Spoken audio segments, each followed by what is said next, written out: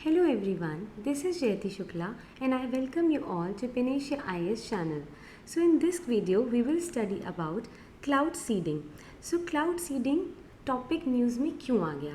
Because UAE जो country है वो अपना एक बहुत ही एम्बिशियस प्रोग्राम क्लाउड सीडिंग पर स्टार्ट करने वाली है, इसलिए ये टॉपिक हमारे UPSC के लिए इम्पॉर्टेंट है, प्री के लिए भी और मेंस के लिए भी। तो इस वीडियो में हम बेसिकली ये समझने वाले हैं कि क्लाउड सीडिंग क्या है, कैसे क्लाउड सीडिंग होती है, क्यों क्लाउड सीडिंग कराई जाती है, क्लाउड सीडिंग के एडवांटेजेस क्या हैं और इसके डिसएडवांटेजेस क्या हैं। तो लेट्स स्टार्ट विद कि क्लाउड सीडिंग है क्या।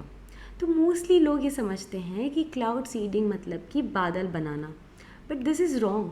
क्लाउड सीडिंग का मतलब ये है कि ऑलरेडी बने बादलों को प्रेसिपिटेट कराना। तो क्या जो ऑलरेडी बने बादल हैं वो खुद से प्रेसिपिटेट नहीं कर सकते, या जो बादल खुद से प्रेसिपिटेट करते हैं वो कैसे करते हैं, और क्लाउड सीडिंग करा के हम क्यों बादलों को प्रेसिपिटेट कराते हैं, तो ये सब समझते हैं। सबसे पहले हम ये देख लेते हैं कि जो बादल बरसते हैं वो कैसे बरसते हैं।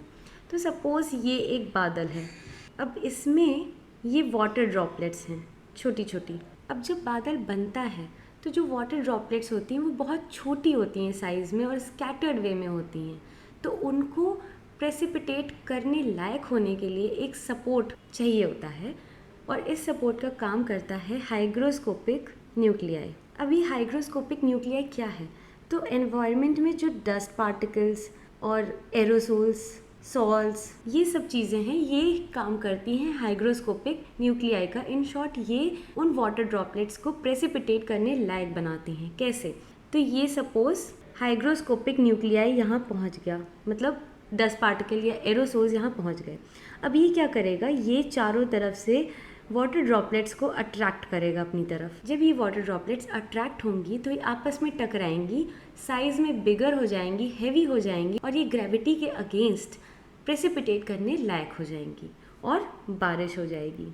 अब हम देखते हैं कि जो बादल बारिश नहीं करा पाते हैं वो क्यों नहीं करा पाते। अब आपने देखा होगा कभी कभी बहुत गर्मी पड़ रही होती है, उसके बाद अचानक से बादल आ जाते हैं, हवाएं चलने लगती हैं ठंडी ठंडी, ऐसा लगता है कि बस अभी बारिश हो जाएगी, पर बारिश होती नहीं है। तो वो क्यों नहीं होती है ये हम समझते हैं।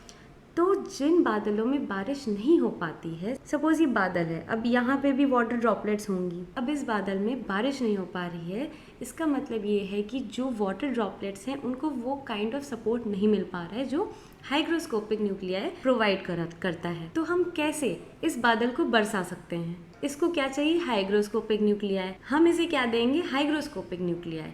लेकिन हम हाइग्रोस्कोपिक न्यूक्लियाई देंगे कैसे? हमने क्या अपने घर में कहीं डस्ट पार्टिकल्स और एरोसोल्स और सॉल्ट्स इकट्ठा करके रखे हैं? नहीं, हम उसकी जगह किसी केमिकल कंपाउंड का ही यूज़ करके अपना ऑब्जेक्टिव पूरा कर सकते हैं। तो कौन सा केमिकल कंपाउंड हम यूज़ कर सकते हैं? वो है AgI, that is silver iodide. ये मोस्ट कॉमन हाइग्रोस्कोपिक न्यूक्लियाई के फॉर्म में यूज़ होता है, और भी हैं वो मैं आगे बताऊँगी, बट ये मोस्ट कॉमन है, और इसका हम यूज़ एयरप्लेन्स के थ्रू करते हैं या फिर जनरेटर पंप्स के थ्रू करते हैं।